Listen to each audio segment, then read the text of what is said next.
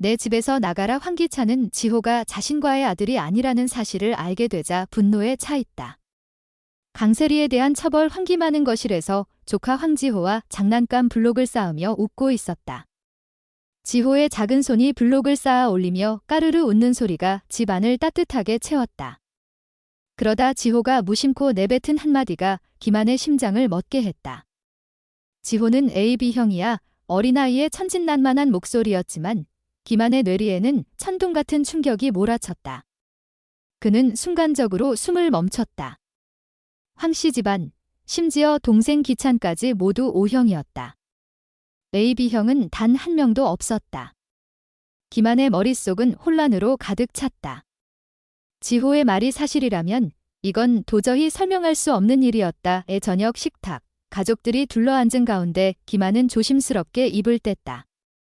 그는 어머니 노숙자에게 물었다. 집안에 AB형인 사람 있나요? 어머니, 숙자는 포크를 내려놓으며 고개를 갸웃했다. 없지. 우리 집안엔 AB형이 한 명도 없어. 갑자기 왜 그런 걸 물어? 기만은 망설이다 지호의 말을 꺼냈다. 지호가 그러는데 자기 혈액형이 AB형이래요. 저랑 기찬이 둘 다 O형인데 이게 어떻게 된 일일까요? 그의 목소리는 호기심을 넘어서 의심의 그림자를 드리우고 있었다. 그 순간 강세리의 얼굴이 창백해졌다. 그녀는 포크를 쥔 손이 미세하게 떨리는 것을 감추려 애썼다. 그녀의 머릿속은 공포로 가득 찼다. 지호가 기찬의 아들이 아니라는 비밀이 드러날까 봐 두려웠다. 그녀는 재빨리 웃음을 지으며 분위기를 무마하려 했다. 오빠, 잘못 들으신 거예요. 지호가 어린애라 그냥 짓거린 거지? 걔가 혈액형을 뭘 알아? 지호는 O형이에요. 그녀의 목소리는 애써 태연했지만 눈빛에는 불안이 스며들었다. 식탁 위의 공기는 잠시 무거워졌지만 모두 세리의 말을 믿고 더 이상 문제를 제기하지 않았다. 그러나 기찬의 눈은 달랐다. 그는 아내의 거짓을 꿰뚫는 듯한 날카로운 시선을 던졌다. 세리의 억지 웃음 뒤에 숨은 불안이 그의 의심을 키웠다. 식사가 끝난 후 기찬은 서재로 들어갔다. 문을 잠그고 전화기를 들었다. 그의 목소리는 차갑고 단호했다. 지금 당장 지호와 나의 DNA 검사를 준비해. 그는 비서에게 명령을 내렸다. 며칠 후 비서가 서재로 들어와 봉투를 건넸다. 기찬은 떨리는 손으로 봉투를 열었다. 결과는 그의 최악의 예감을 확인시켜 주었다. 지호와 그는 혈연 관계가 아니었다. 그의 손이 분노로 떨리며 종이를 구겼다. 눈앞이 흐려졌다. 배신감과 분노가 그의 가슴을 찢었다. 그는 곧장 집으로 돌아갔다. 거실에서 세리는 지호를 재우려 책을 읽고 있었다. 기찬은 그녀 앞에 서서 구겨진 검사 결과를 그녀의 얼굴에 내던졌다. 이 사기꾼. 감히 우리 집안을 속여. 그의 목소리는 분노로 갈라졌다. 세리는 겁에 질린 눈으로 종이를 내려다보았다. 그녀는 더 이상 숨길 수 없음을 깨달았다. 무릎을 꿇으며 애원했다. 여보, 제발. 실수였어요. 용서해주세요. 하지만 기찬의 눈은 얼음처럼 차가웠다. 그 순간 노숙자가 소리를 듣고 달려왔다. 그녀는 상황을 파악하자마자 세리의 머리채를 잡고 거칠게 흔들었다. 이런 뻔뻔한 년. 우리 집안을 망쳐놓고도 뻔뻔하게 굴어. 숙자는 분노에 몸을 떨며 세리를 향해 주먹을 날렸다. 숙자는 거기서 멈추지 않았다. 그녀는 세리의 옷과 지호의 물건을 모조리 집 밖으로 내던졌다. 세리는 눈물을 흘리며 애원했지만 숙자의 귀에는 들리지 않았다. 당장 나가. 너 같은 년은 우리 집에 발도 못 붙여. 숙자의 외침이 집안을 울렸다. 세리는 지호를 안고 거리로 쫓겨났다. 차가운 밤 공기 속에서 그녀는 떨리는 손으로 지호를 끌어안았다. 하지만 그녀의 시련은 여기서 끝나지 않았다. 이 며칠 후 세리는 경찰서에서 소환장을 받았다. 그녀는 공금 횡령과 돈 세탁 혐의로 조사를 받게 되었다. 모든 증거는 기찬이 경찰에 제출한 것이었다. 그는 세리가 자신을 속인 대가로 그녀를 철저히 파괴하기로 결심했다. 조사실에서 세리는 창백한 얼굴로 앉아 있었다. 그녀의 눈에는 절망이 가득했다. 한때 화려했던 그녀의 삶은 이제 무너져 내리고 있었다. 기차는 병원 복도에서 제인과 마주쳤다. 제인은 그의 분노를 읽고 미묘한 미소를 지었다. 이제야 진실을 아셨어요. 그녀의 목소리는 조용했지만 그 안에는 복수의 칼날이 숨겨져 있었다. 기차는 아무 말 없이 그녀를 스쳐 지나갔다. 그의 마음속에는 또 다른 의심이 싹트고 있었다. 지호의 진짜 아버지는 누구일까? 세리의 비밀은 어디까지 이어질까? 그리고 제이는 이 혼란 속에서 어떤 계획을 꾸미고 있는 걸까? 복수의 불길은 점점 더 거세게 타오르고 황씨 가문은 이제 돌이킬 수 없는 파국으로 치닫는다. 다음 이야기는 어떤 충격적인 전개를 가져올까? 여왕의 집, 다음 방송을 기대하라. 황씨 가문의 저택은 폭풍전의 고요함으로 가득했다. 거실의 화려한 샹들리에는 차가운 빛을 뿌렸지만 그 아래 모인 가족들의 마음은 얼음보다 더 차갑고 날카로웠다. 강세리는 지호를 끌어안고 거리로 쫓겨난 뒤 허름한 모텔방에서 몸을 웅크리고 있었다. 그녀의 눈은 공허했고 손톱은 불안으로 너덜너덜해졌다. 한때 황씨 가문의 안주인으로 군림하던 그녀는 이제 모든 것을 잃었다. 하지만 그녀의 머릿속에는 아직 포기하지 않은 마지막 카드가 있었다. 지호의 진짜 아버지, 그 비밀을 무덤까지 가져가겠다고 다짐했지만 세리는 알았다. 그 비밀이 곧 그녀를 구원하거나 완전히 파멸시킬 열쇠라는 것을. 이 한편 황기찬은 서재에 홀로 앉아 있었다. 그의 손에는 구겨진 DNA 검사 결과지가 여전히 쥐어져 있었다. 분노는 이제 차가운 결심으로 변해 있었다. 세리가 자신을 속인 대가는 단순히 쫓겨나는 것으로 끝나지 않을 것이다. 그는 책상 위에 전화기를 들고 낮은 목소리로 지시를 내렸다. 강세리의 모든 과거를 샅샅이 뒤져. 그녀가 만난 사람, 연락한 사람, 심지어 그녀가 숨 쉬던 공기까지 전부 조사해. 그의 눈빛은 사냥감을 노리는 맹수 같았다.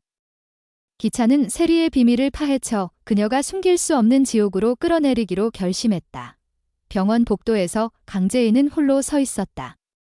그녀의 입꼬리에는 미묘한 미소가 걸려 있었다. 세리의 몰락은 그녀의 복수 계획의 첫 번째 퍼즐 조각에 불과했다. 제인은 손에 쥔 녹음기를 만지작거렸다. 아버지 장규철 회장이 남긴 이 증거는 기찬의 모든 범죄를 폭로할 무기였다. 하지만 그녀는 서두르지 않았다. 복수는 완벽해야 했고 모든 인물이 제자리에 놓일 때까지 기다릴 참이었다. 그녀는 병실로 들어가 창백한 얼굴로 누워있는 노숙자를 바라보았다. 숙자는 여전히 죄책감에 짓눌려 있었다. 제인은 숙자의 손을 부드럽게 잡으며 위로하는 척했다. 어머님, 너무 자책하지 마세요. 이제라도 진실을 마주할 때예요. 그녀의 목소리는 따뜻했지만 눈빛은 얼음처럼 차가웠다. 그날 밤 황기만은 지호의 방에 앉아 있었다. 지호는 잠든 채 천사 같은 얼굴로 숨을 쉬고 있었다. 기만은 조카의 작은 손을 잡으며 혼란스러운 마음을 다잡으려 애썼다. 지호가 기찬의 아들이 아니라는 사실은 그에게도 충격이었다. 하지만 더 큰 의문이 그의 가슴을 짓눌렀다. 지호의 아버지는 누구지? 그는 세리의 과거를 떠올렸다. 그녀가 황씨 가문에 들어오기 전 그녀의 화려한 사교 생활과 수많은 남자들. 기만은 문득 오래전 세리가 자주 만났던 한 남자의 얼굴을 떠올렸다. 장태혁, 장규철 회장의 오른팔이자 제인의 사촌 오빠. 태혁은 몇 년 전 의문의 사고로 세상을 떠났지만 그의 그림자는 여전히 황씨 가문에 드리워져 있었다. 기만은 잠을 이룰 수 없었다. 그는 태혁과 세리의 관계를 조사하기로 결심했다. 다음 날, 그는 옛 동료에게 연락해 태혁의 과거를 파헤쳤다. 놀랍게도 태혁과 세리가 한때 비밀스러운 연인 관계였다는 증언이 나왔다. 더 충격적인 것은 태혁이 죽기 직전 세리에게 거액의 돈을 남겼다는 사실이었다. 기만의 머릿속에서 퍼즐이 맞춰지기 시작했다. 지호가 태혁의 아들일 가능성이 떠올랐다. 하지만 그 가능성은 또 다른 의문을 낳았다. 태혁의 죽음은 정말 사고였을까? 아니면 누군가의 계략이었을까? 한편 세리는 모텔방에서 낡은 노트북을 켰다. 그녀는 떨리는 손으로 장태혁이 남긴 비밀 계좌에 접속했다. 그 계좌에는 여전히 거액의 돈이 남아 있었다. 그녀는 이를 이용해 재기할 계획을 세웠다. 하지만 그녀는 몰랐다. 기찬의 비서가 이미 그녀의 모든 움직임을 감시하고 있다는 사실을. 기찬은 세리가 계좌에 접근했다는 보고를 받고 차가운 미소를 지었다. 이제 끝장이야. 그는 경찰에 추가 증거를 제출했다. 세리가 태혁의 돈을 불법적으로 관리하며 돈 세탁에 연루되었다는 증거였다. 세리의 운명은 점점 더 어두워졌다. 이 며칠 후 경찰서 조사실에서 세리는 수갑을 찬 채 앉아 있었다. 그녀의 눈은 붉게 충혈되었고 화려했던 외모는 흔적도 없이 사라졌다. 형사는 차가운 목소리로 물었다. 장태혁과 당신의 관계는 뭐였지? 그의 돈은 어디서 나온 거야? 세리는 입을 굳게 다물었다. 하지만 그녀의 침묵은 오래가지 못했다. 형사가 태혁의 죽음과 관련된 새로운 증거를 제시하자 세리의 얼굴은 공포로 일그러졌다. 태혁의 사고가 단순한 우연이 아니었음을 암시하는 증거였다. 세리는 결국 무너졌다. 태혁은 제인을 의심했어요. 장규철 회장의 비밀을 알았기 때문에 그녀의 말은 점점 흐려졌다. 제인의 이름이 나오자 형사의 눈빛이 날카로워졌다. 같은 시각, 제인은 황씨 가문의 저택 지하실에 있었다. 그녀는 아버지가 남긴 비밀 금고를 열었다. 금고 안에는 녹음기뿐 아니라 태혁이 남긴 편지가 있었다. 편지에는 태혁이 장규철의 불법 사업을 폭로하려 했고 그로 인해 누군가의 표적이 되었다는 내용이 적혀 있었다. 제인의 손이 떨렸다. 그녀는 태혁의 죽음이 기찬과 연관되어 있음을 직감했다. 그녀의 복수 계획은 이제 새로운 국면으로 접어들었다. 기찬을 파괴하는 것만으로는 부족했다. 그녀는 황씨 가문 전체를 무너뜨리기로 결심했다. 저녁 식탁, 기찬은 가족들 앞에서 침묵을 지켰다. 숙자는 여전히 제인에게 미안한 마음에 말을 걸지 못했고 기만은 지호의 비밀을 폭로할지 고민하며 초조해했다. 제인은 그들을 하나씩 바라보며 속으로 미소를 지었다. 그녀는 이미 다음 계획을 실행에 옮기고 있었다. 식사 후 기찬은 서재로 들어가 비서로부터 새로운 보고를 받았다. 강세리가 경찰에서 장태혁의 죽음과 관련된 진술을 시작했습니다. 기찬의 얼굴이 굳어졌다. 그는 제인이 이 모든 혼란의 배후에 있음을 어렴풋이 느끼기 시작했다. 하지만 그는 아직 제인의 진짜 무기가 무엇인지 몰랐다. 그날 밤, 제인은 지하실에서 녹음기를 재생했다. 아버지의 목소리가 어두운 공간을 채웠다. 기찬, 내가 내 모든 것을 배신했지? 하지만 진실은 숨길 수 없다. 녹음기에는 기찬이 장규철의 사업을 장악하기 위해 저지른 범죄들이 낱낱이 기록되어 있었다. 제인은 녹음기를 손에 쥐며 다짐했다. 이제 너희 모두 대가를 치를 거야. 하지만 그녀는 몰랐다. 문 밖에서 기만이 그녀의 움직임을 지켜보고 있었다는 사실을. 기만은 제인의 비밀을 알아내려 다가갔지만 그녀의 날카로운 직감에 걸려들었다. 제인은 문을 열고 기만을 마주했다. 오빠, 여기서 뭐해? 그녀의 미소는 따뜻했지만 눈빛은 칼날 같았다. 다음 날 아침, 황씨 가문의 저택은 또 다른 충격에 휩싸였다. 경찰이 기찬을 소환했다. 세리의 진술과 함께 제인이 익명으로 제출한 증거가 그를 겨냥하고 있었다. 기찬은 수갑을 차고 끌려가며 제인을 노려보았다. 너였어. 전부 내가 꾸민 거지. 제인은 무표정으로 그를 바라보았다. 진실은 결국 드러나는 법이야. 그녀의 목소리는 차갑고 단호했다. 하지만 그녀의 복수는 아직 끝나지 않았다. 숙자는 아들의 체포 소식에 쓰러졌고 기만은 지호를 지키기 위해 제인과 맞서기로 결심했다. 지호의 진짜 아버지는 누구일까? 태혁의 죽음 뒤에 숨겨진 진실은 무엇일까? 제인의 복수는 어디까지 이어질까? 그리고 황씨 가문은 이 거대한 폭풍을 견뎌낼 수 있을까? 복수의 칼날은 이제 모두를 겨누고 있다. 여왕의 집. 다음 방송에서 펼쳐질 충격적인 전개를 놓치지 마라. 황씨 가문의 저택은 이제 폐허처럼 느껴졌다. 한때 화려했던 샹들리에 아래에는 침묵과 의심만이 맴돌았다. 강재인은 어두운 지하실에서 홀로 서 있었다. 손에 쥔 녹음기는 그녀의 복수 무기였다. 아버지 장규철 회장의 목소리가 녹음기에서 흘러나왔다. 기찬, 내가 내 모든 것을 배신했지. 그 목소리는 기찬의 범죄를 낱낱이 폭로했다. 제인은 이를 경찰에 넘길 순간을 고대했지만 아직 때가 아니었다. 그녀는 기찬이 스스로 무너지는 모습을 보고 싶었다. 그녀의 눈빛은 복수의 불길로 타올랐다. 하지만 문득 그녀의 머릿속에 태혁의 이름이 스쳤다. 장태혁, 그녀의 사촌 오빠이자 세리의 과거 연인. 그의 죽음은 단순한 사고가 아니었다.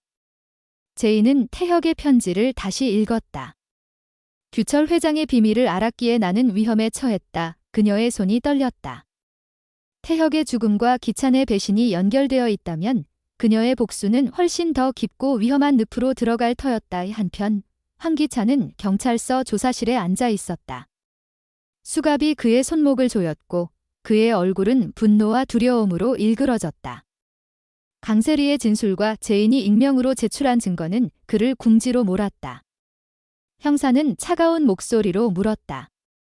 장태혁의 죽음과 당신의 연관성은 뭐지? 그의 사고에 당신이 개입했나? 기찬은 이를 악물었다. 나는 아무것도 몰라. 태혁은 사고로 죽었어. 하지만 그의 목소리는 확신이 없었다.